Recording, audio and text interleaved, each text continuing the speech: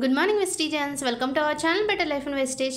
ఈరోజు ఈ వీడియోలో మనం cholesterol benefits and uses and ఏ ఏజ్ గ్రూప్ వాళ్ళు వాడాలి, దీని రిజల్ట్స్ అనేవి ఎలా ఉంటాయి, బెనిఫిట్స్ ఏంటి, డోసేజ్ ఏంటి అనేది క్లియర్గా తెలుసుకుందాం.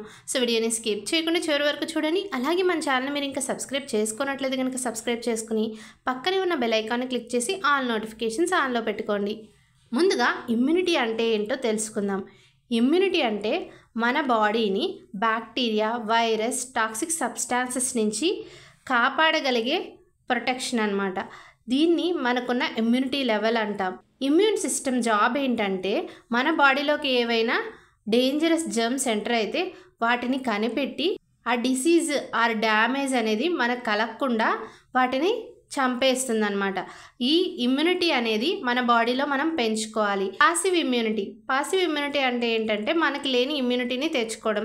ఫర్ ఎగ్జాంపుల్, మనకి ఏదైనా ప్రాబ్లం అనేది వచ్చింది, ఏదైనా డిసీజ్ అనేది వస్తే అప్పుడు మనకి యాంటీబాడీస్ అనేది ప్రొడ్యూస్ అవడం కోసం సమ్ యాంటీబయాటిక్స్ అనేది ఇస్తూ ఉంటారు కదా, ఆ డిసీజ్ని ప్రివెంట్ చేయడానికి. సో దాన్ని మనం పాసివ్ ఇమ్యూనిటీ అంటాం. ఇంకొక రకంగా కూడా పాసివ్ ఇమ్యూనిటీ అనేది మనకు లభిస్తుంది.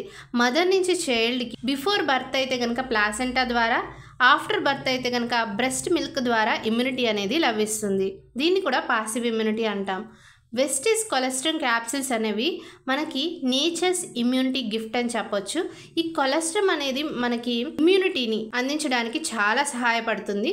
సో ఫస్ట్ ఈ కొలెస్ట్రాల్ అంటే ఏంటో మనం తెలుసుకుందాం. కొలెస్ట్రాల్ అనేది ఒక మిల్కీ ఫ్లూయిడ్ అండి.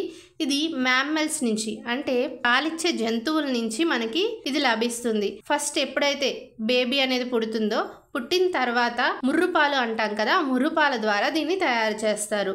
దీనిలో సోర్స్ ఆఫ్ న్యూట్రియంట్స్ అనేది ఎక్కువ ఉండడం వలన మనకి గ్రోత్, అలాగే ఫైట్ని డిసీజ్ చేసే ఎబిలిటీ అనేది పెరుగుతుంది. అప్పుడే పుట్టిన పిల్లలకు కూడా ఈ ఎబిలిటీ అనేది రావడానికి గల కారణం ఆ ముర్రుపాలే. కొలెస్ట్రాల్ హిస్టరీ గురించి ఇప్పుడు మనం తెలుసుకుందాం. ఇండియాలో అలాగే చాలా రకాల దేశాల్లో కొన్ని వేల సంవత్సరాల నుంచి కూడా రోగాల్ని నయం చేయడం కోసం కొలెస్ట్రాల్ని యూజ్ చేస్తున్నారు. ఆయుర్వేద ఫిజిషియన్స్ అయితే బొవైన్ కొలెస్ట్రాల్ అంటే పెంపుడు జంతువుల ద్వారా తీసిన పాల నుంచి రకరకాల మెడిసిన్స్, అలాగే స్పిరిచువల్ పర్పసెస్ కోసం ఈ పాలని యూజ్ చేశారు. అలాగే 18th సెంచరీ లాస్ట్లో వెస్ట్రన్ మెడిసిన్స్ తయారీలో కూడా ఈ కొలెస్ట్రాల్ అనేది చాలా బాగా యూజ్ అయింది. కొలెస్ట్రాల్ అంటే ఆవు, ముర్రుపాలు లేదా గేదె, ఇలా ఏదైతే పెంపుడు జంతువులు ఉంటాయో వాటి యొక్క ముర్రుపాలని కొలెస్ట్రాల్ అంటాం.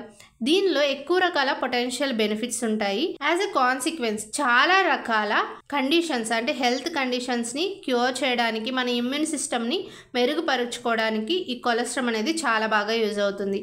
చాలా రకాల ఆర్టిఫిషియల్ యాంటీబయాటిక్స్, అలాగే పెన్సిలిన్ని డెవలప్ చేయకముందు కొలెస్ట్రాల్ని ఎక్కువగా బ్యాక్టీరియల్ ఇన్ఫెక్షన్స్ని ఫైట్ చేయడం కోసం యూజ్ చేసేవాళ్ళు. కొలెస్ట్రాల్లో ఎలాంటి కాంపోజిషన్ ఉంటుందో ఇప్పుడు మనం చూద్దాం. కొలెస్ట్రాల్లో న్యూట్రిషనల్ ఫ్యాక్టర్స్ ఉంటాయి.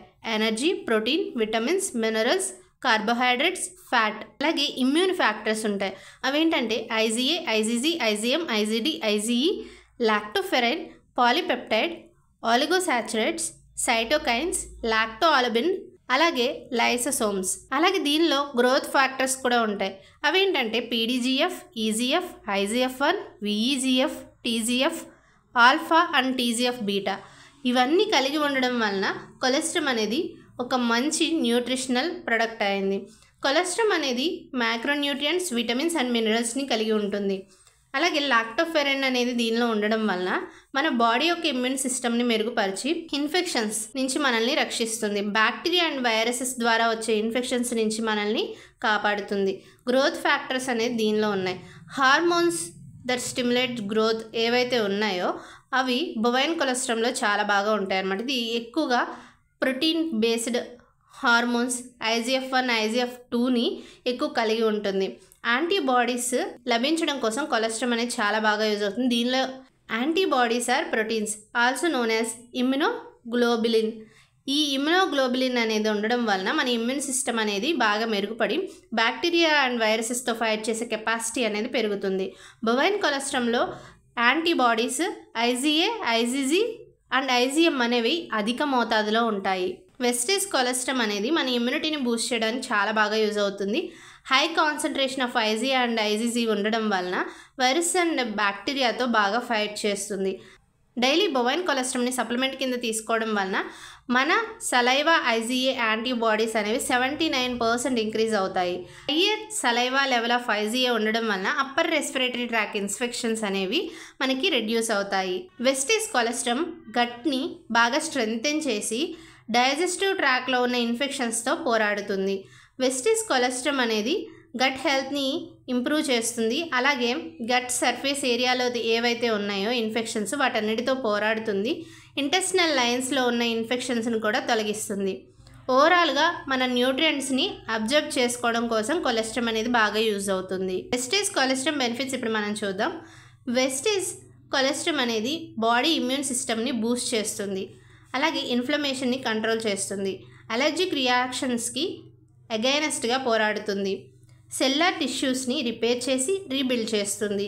హెల్త్ని రీస్టోర్ చేస్తుంది. అలాగే న్యూట్రియంట్ అప్టేక్ని ఇంప్రూవ్ చేస్తుంది.